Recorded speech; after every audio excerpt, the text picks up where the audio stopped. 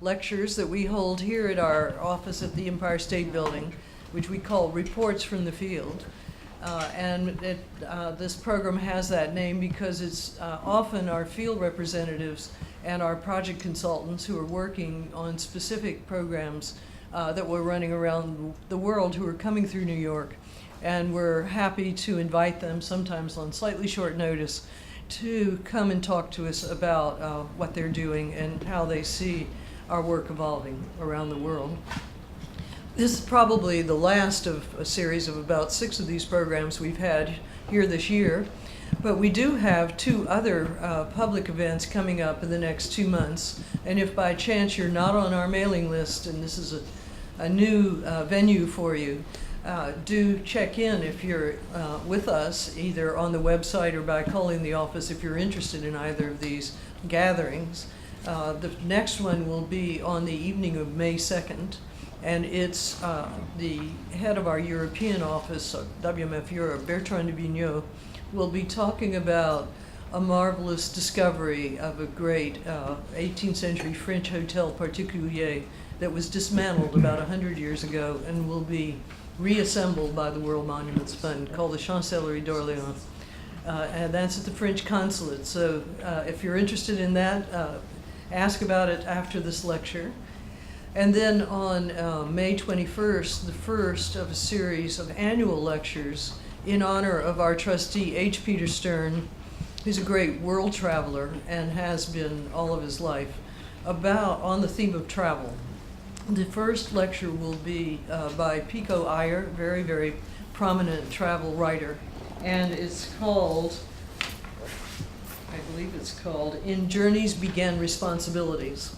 So there again, check our website and come and listen to Pico Iyer. The lecture will be right around the corner in a lecture hall, the name of which I don't remember, but you can find all that information. If you are a member, you'll receive an invitation very soon if you haven't already. So for tonight's program, we're welcoming Amita Baig, who has been working with us in India for more than a decade. She was, in fact, one of the first nominators to the World Monuments Watch List when it was initiated in the late 1990s, in 1996. And having heard about the World Monuments Watch from a very, very distinguished English architectural historian, Sir Bernard Fielden, whose name some of you will know, who had a great love for India. She was encouraged to put something together as a nomination. And from INTAC, the nomination was for Jaisalmer, which appeared on the watch list in 1996, 1998, and 2000. Jaisalmer has colossal issues of conservation, which are very symptomatic of things that happen in our time, involving a collision of development and today's and traditional culture. And Amita will be talking to you about that, as well as many other projects that we have taken on since that time in India.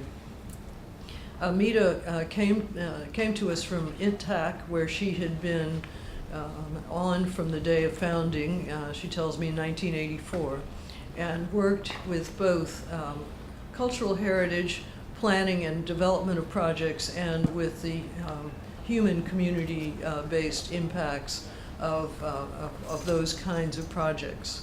And she's the author of a book that just came out within the last year called The Palaces and Forts of India. It's The Forts and Palaces of India, and it was published about 6 or 8 months ago. It's available through Amazon, and you can browse my personal copy while you're here tonight. Please don't take it because it has an inscription to me. So, having given you that much introduction, it's my pleasure to introduce Amita Baig.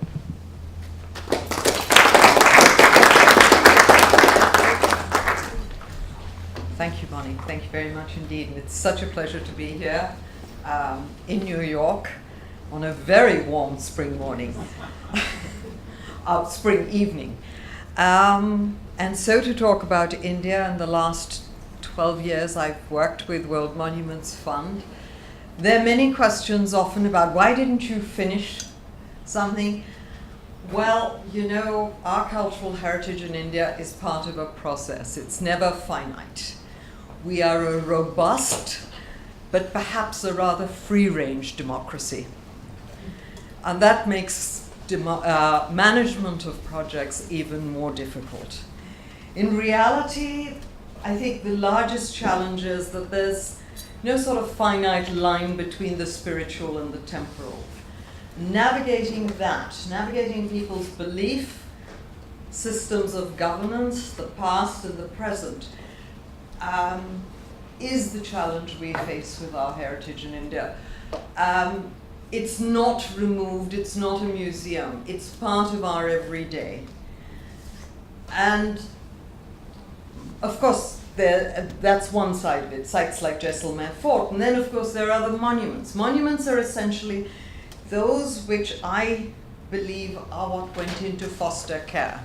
They've been orphaned by history, by circumstance, and they've been taken on by the Archaeological Survey of India, now 150 years old.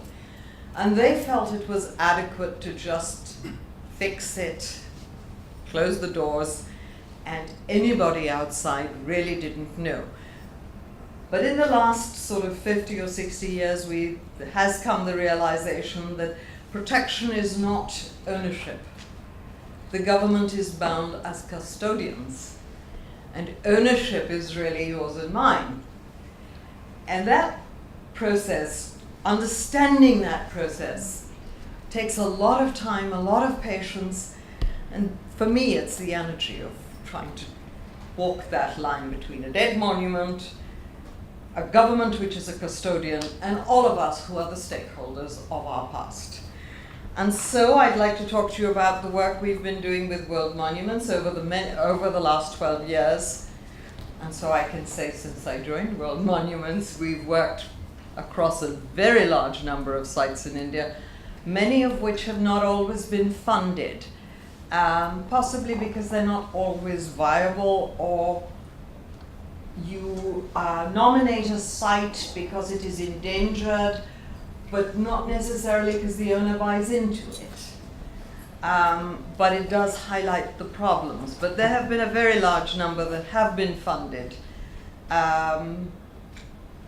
We have this year, particularly, we have Baig-e-Hafiz Rakhna, which is really a very poetic name for this is the garden that will look after you.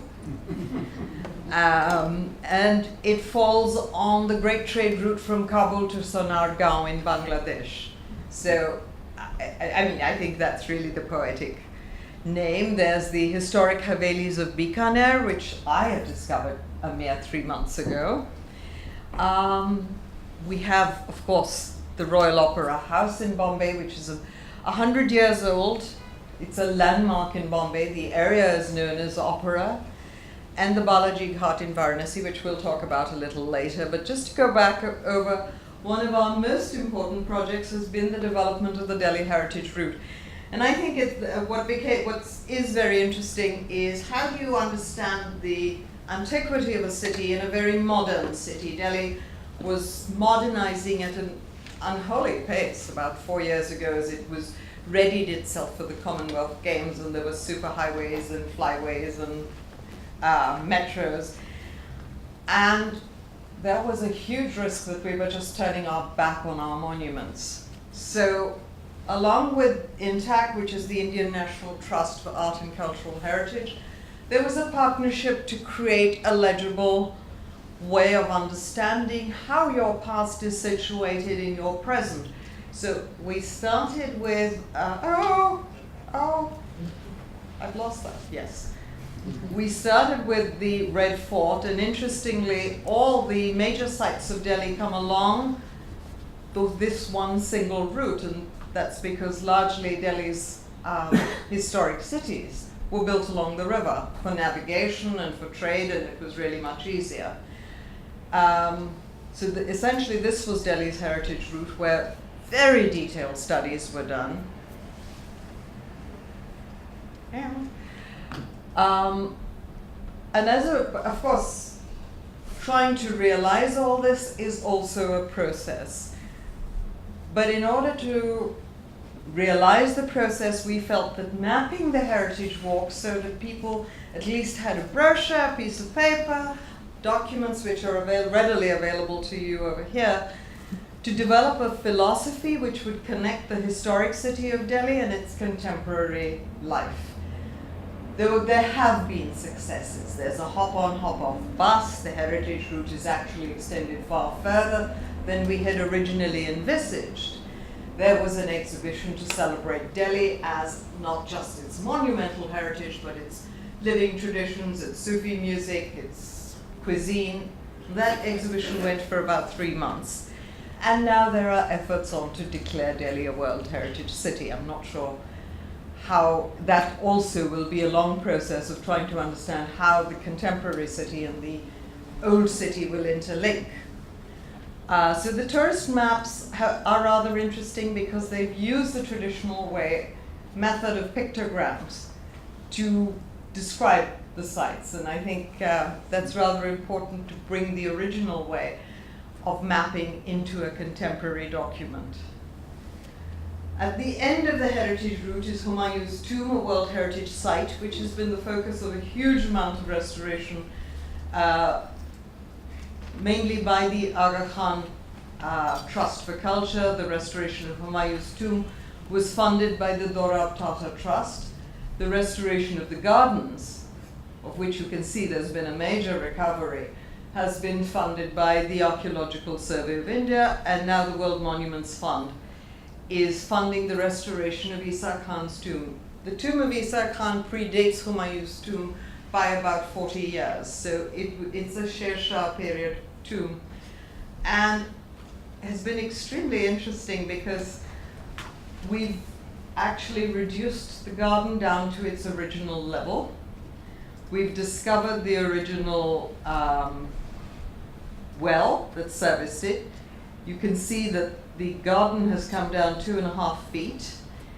A very major argument, and I say this particularly because the noted scholar Mrs. Moynihan is with us, and she is the great scholar of Mughal gardens.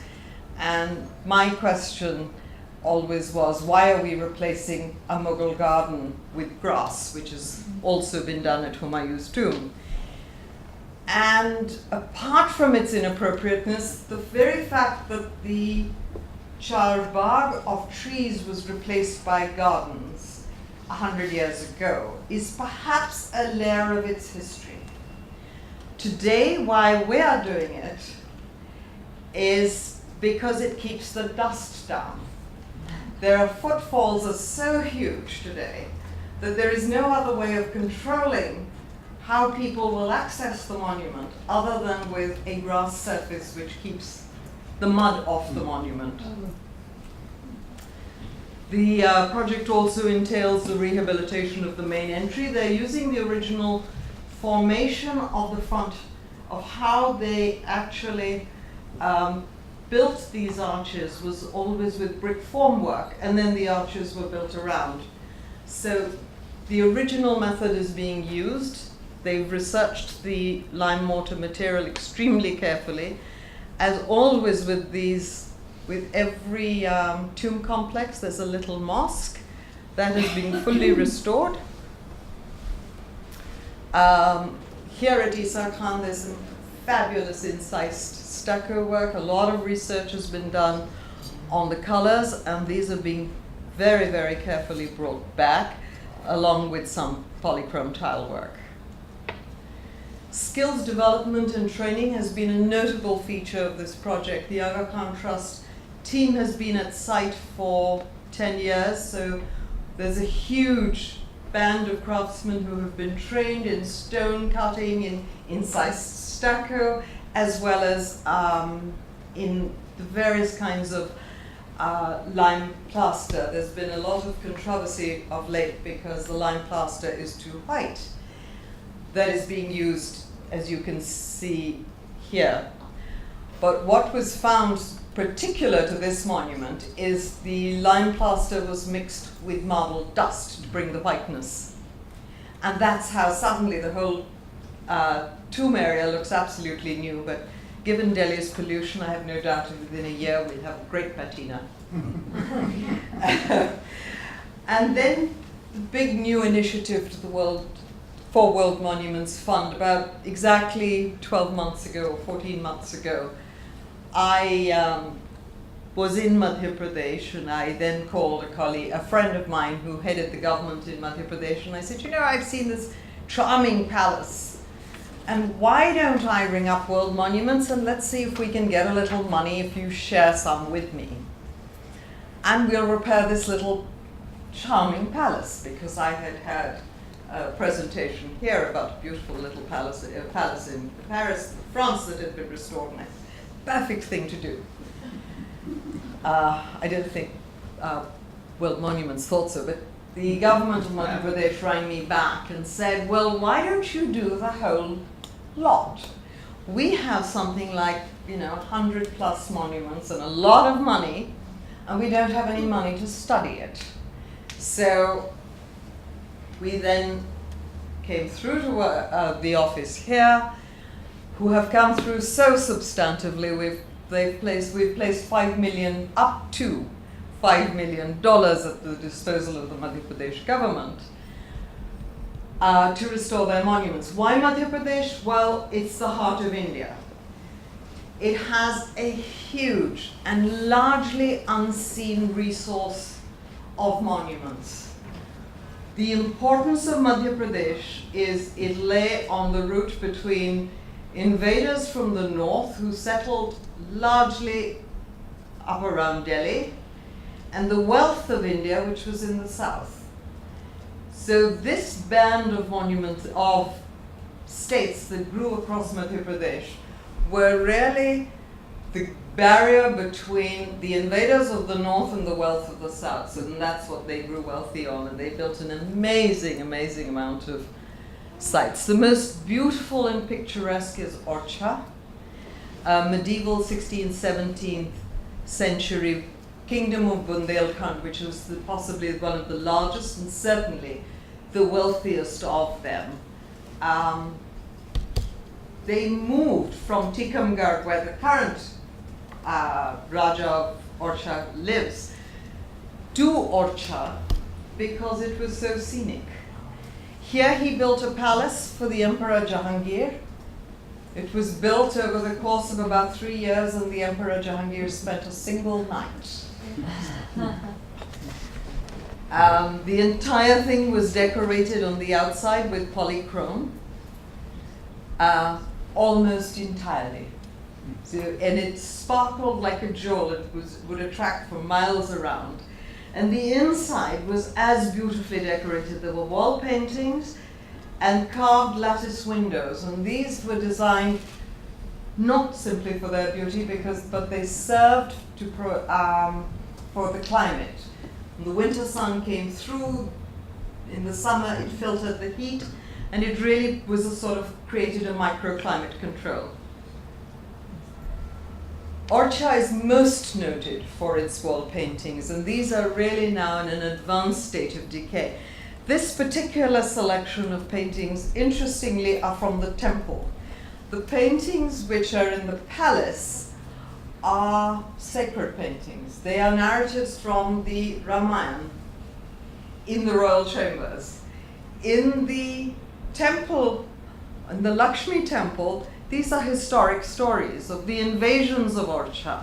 And the whole story is told along the wall, and you can see that, and that is the sequence of how forts are built in India. You have the outermost fortification, where the armies and all the cannon where hardware is, the military forts. Then there is a moat, clearly defined there. There's the inner fortification, where the imperial armies are.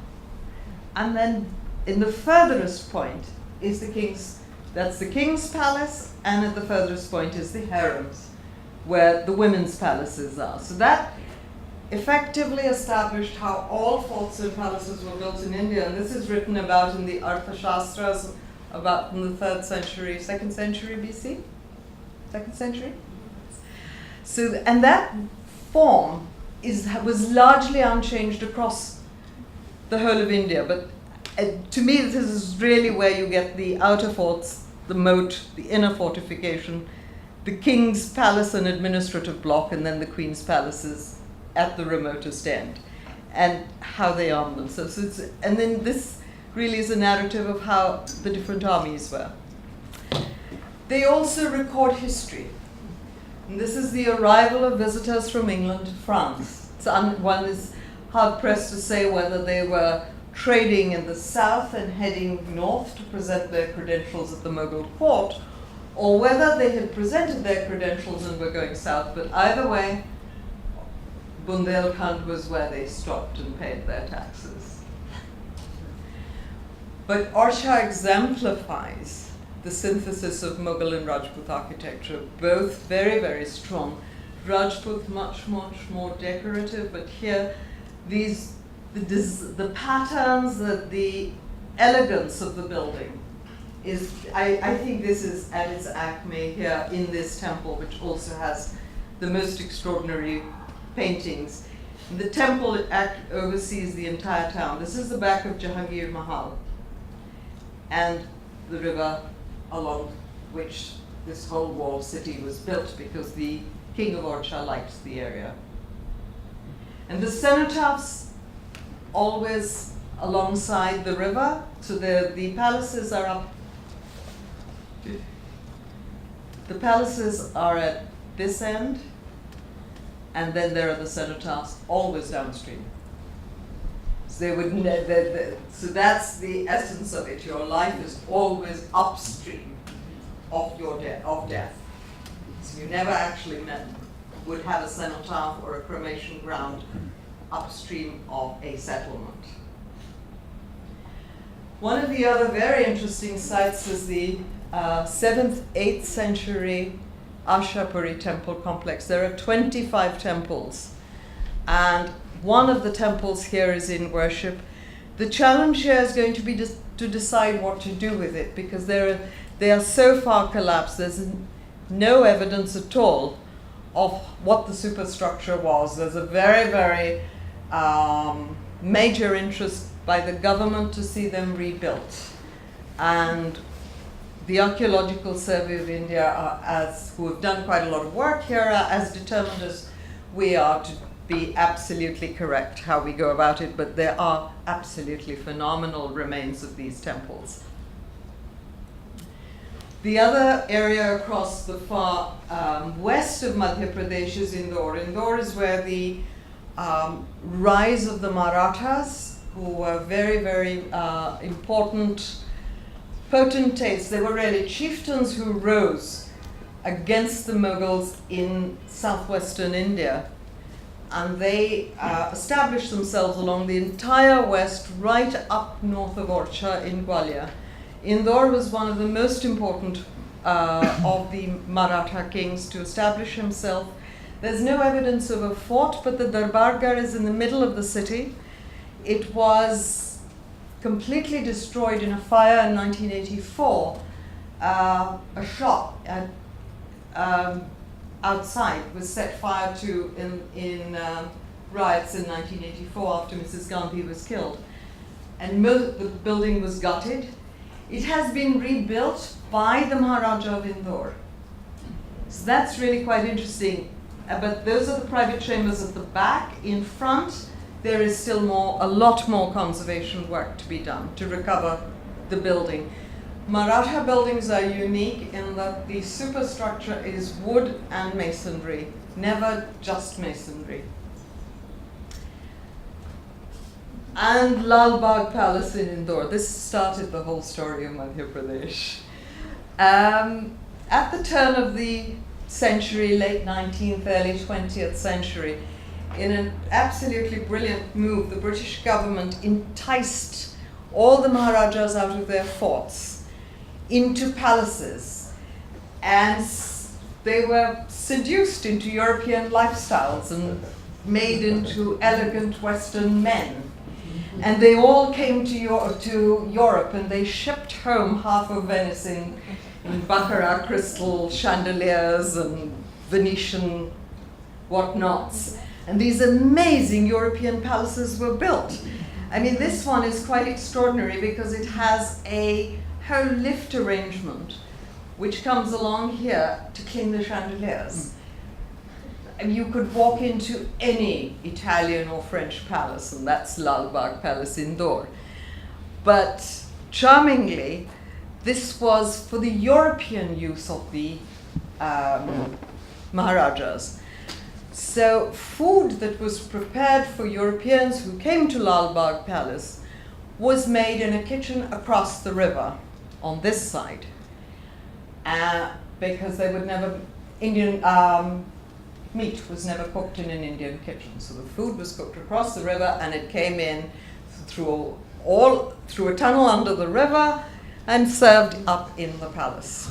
There's a wonderful dumbwaiter that comes through. The river has long ceased. It was diverted to create the barrier.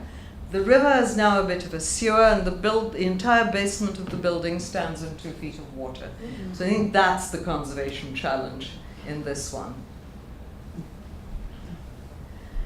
And Burhanpur. Burhanpur was strategically one of the most important sites for the Mughal kings because it was the route to the sea. And for the Mughals to reach the sea, they could take a ship to Mecca. They also then could control sea trade. So the control of Burhanpur was vitally important. And it was taken by Akbar. And he built his fort here, his palace here. I'm afraid the pictures are very fuzzy because none of us have been to Burhanpur yet.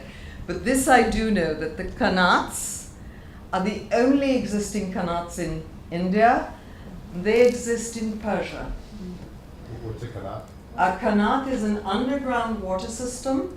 They are cisterns with long tunnels that connect each other. And so it was an extraordinary system of water preservation, which would serve only the king. So, when they built forts and palaces, the king's water had to be assured first. So the Qanats, completely a Persian introduction in India. This is the only one. Shah Jahan actually had a hunting lodge here.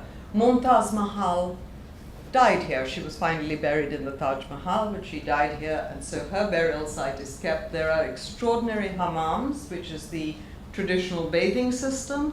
That is the remains of the fort. And so this is going to be a very, very major restoration effort because there's a lot of development that's come up around. The focus, I think, will be on the restoration of the Qanats. Bajrang, there are amazing, we had never seen or heard of many of these. Bajrangar at the top is 72 acres. We really don't know what's inside it. The team is right there at the moment, trying to assess how much of this can be recovered, and finally, how they will be maintained. The Maharaja Narsingh Mahal is perhaps later, and I really can't tell you very much about it because we have yet to start work here. And so to Varanasi. Varanasi is the heart of India. It's the heart of Hinduism. It is Kashi, it is the sacred city and the city of eternal light. The city is as old as it is new. Its rituals are ancient. Its life is contemporary. Every Hindu, devout Hindu, will go to Varanasi at some stage of his life. The extraordinary point of Varanasi here is the Ganges flows from south to north.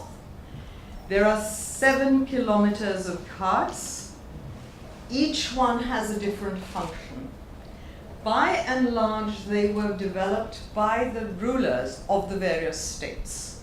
So you would get the Peshwa Ghat. Every state, Darbhanga, had a ghat. These served not just the Maharajas, but also the people from that state who wished to come to Banaras and perform their rituals.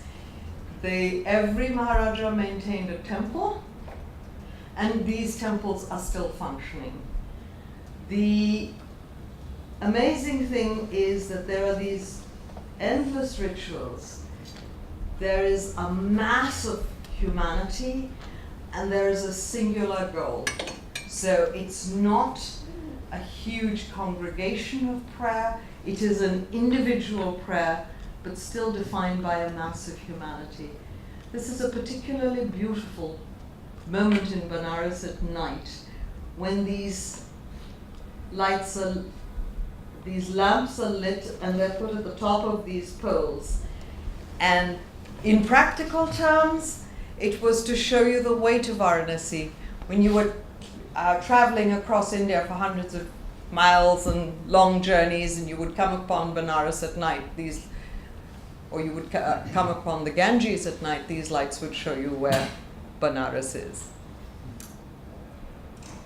Spiritually, they believe that they light the souls on their way. Because to die in Benares, Hindus believe in rebirth until you have reached such an elevated status that you are no longer reborn. But to die in Benares is to be freed of the cycle of rebirth. That is the belief. Many people, half the crowd in Benares is people who just come to die. It supports a floating population of over 1 million people or 2 million people in the winter. We have no idea what the daily head count is because they come by bus, they walk. Each cart they come for their own rituals, their own prayers. So we have Balaji Ghat, which is now on our World Heritage Endangered list. The Marathas own Balaji Ghat. The Marathas rose against the Mughals. They rose in a very big way, and the Gwaliors were perhaps, the Sindhyas were the most powerful of the Maratha rulers, and they came up as far as just short of Agra. And they built the Ghat alongside the Aurangzeb mosque. They fought Aurangzeb relentlessly. And there you can see the Aurangzeb mosque. The interesting thing is that even for the Mughals, the importance of having a mosque in a location as high as that in Benares, with its minarets as high as they were, was Aurangzeb's statement of his Islamic supremacy over a Hindu city, or the acceptance of Hindu belief at Benares. I think it's very important also to know that Benares is the great center of weaving in India. And all the weavers are Muslims, and all the traders are Hindus. But every Muslim weaver in Benares, before he puts his yarn on the loom, will go down to the river, because the river is sacred. He will dip his yarn in the water and then go back up to the loom. So that's completely the synthesis of faith. And the power of faith in this city is overwhelming.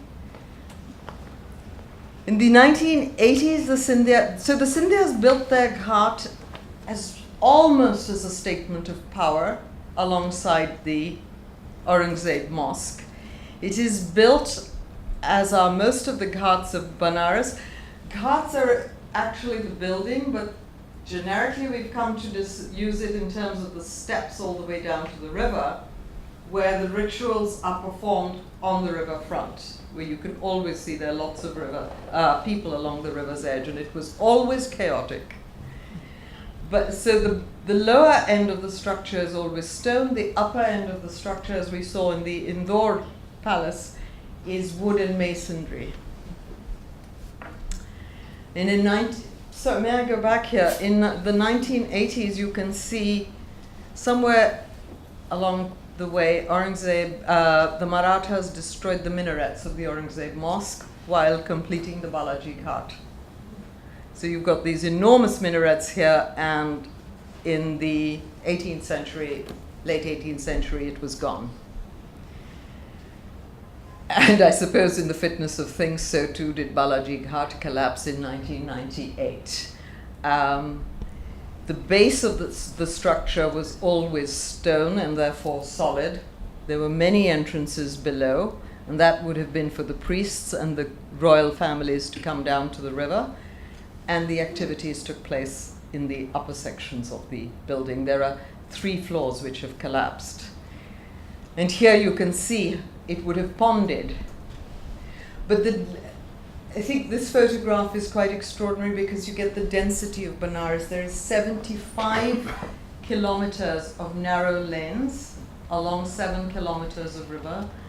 The steps down to the river are extraordinarily steep, and then there are these little ritual places. Every night there are prayers at the riverfront. And so we hope through the restoration of this building to restore it and reuse it as a cultural center for music, because Benares was not just a place of great faith, it was a place of high learning, a great center for studying the Vedas, but also a great center for music.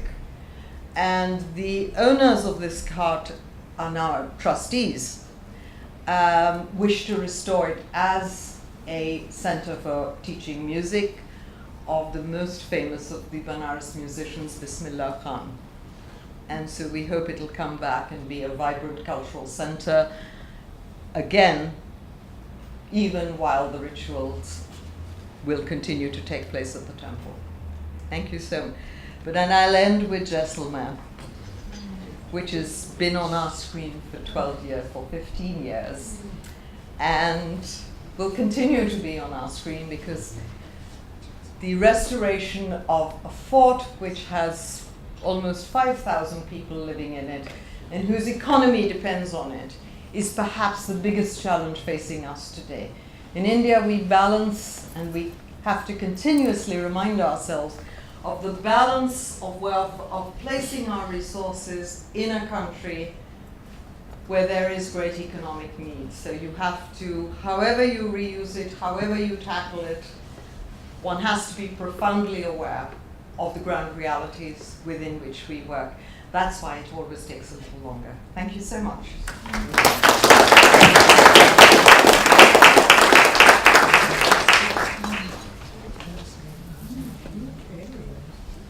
Questions for Amita? Practical tips for dealing with the Indian government? Tenacity and patience. Does it usually work out? Is that enough?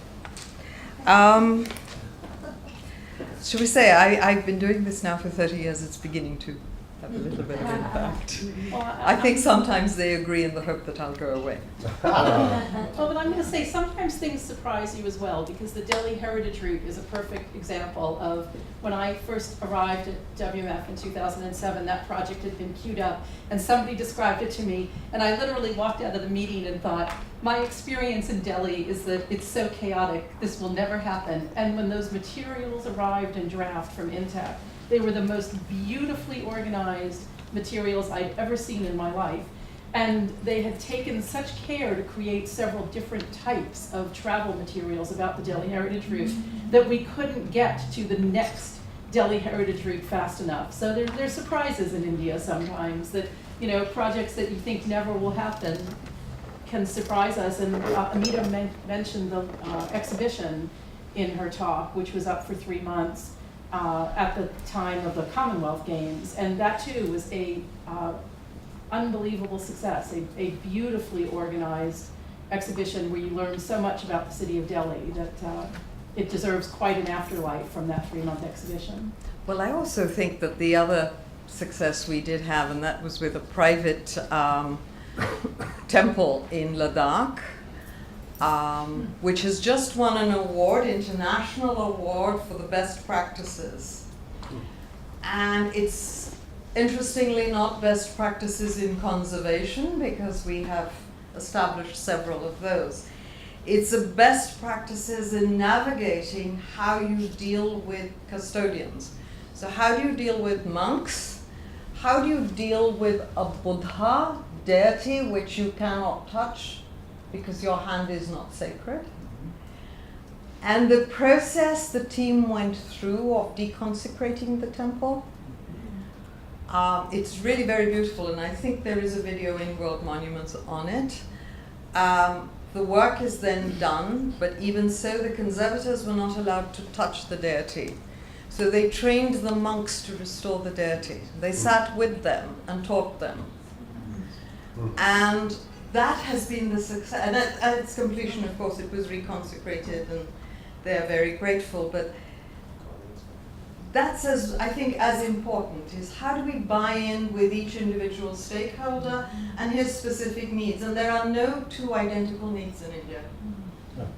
No two identical needs in Delhi. So that's how you do it. You just learn and process each one separately.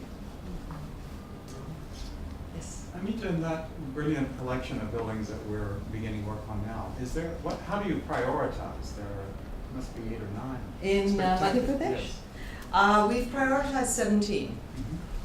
And that's for this year. So we will get through. We are doing the detailed project report, and the Madhya Pradesh government is implementing, and I think what has been really, really very successful is they have included us at every stage of monitoring the implementation. So we can assess the estimates, we sign off on every bill that the Madhya Pradesh government pays, and we will sign off the completion of the building. So we're in it for the next, we're in it officially for 3 years, but in reality probably 5. Let's be frank. In essence, to expand on that, we received from Madhya Pradesh a whole schedule of how they intended to invest the money that they received from the federal government, which was about $20 or $25 million, a vast, huge amount of money for projects in the heritage sector anywhere, but especially in India. And so we knew which monuments they intended to work on, and their funds were assigned to that. But because they had no money for planning or research, they hadn't really figured out what to do. They just knew that these were sites that were in need, and a lot of the money was being allocated for things that were not very essential, like building fences, clearing vegetation. So our studies will hopefully position these better.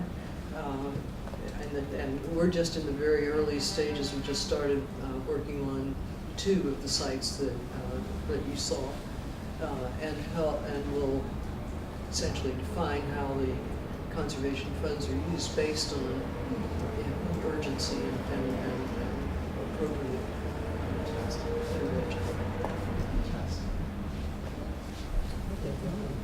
Other questions? I have another question. Was there any controversy over the idea of taking what had been a cut-related building and turning it into a cultural center? Does it deprive anything of its kind of spiritual value? No, because the temple will continue to exist. Yes. It was originally built as a sarai, a place where pilgrims could come and stay.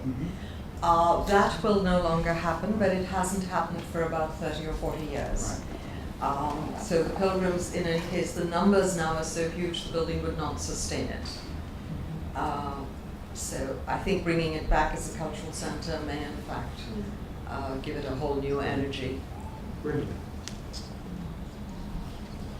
Well, if there are no other questions, then I will thank Amita for a brilliant talk and invite everybody to have a drink with us and continue the conversation.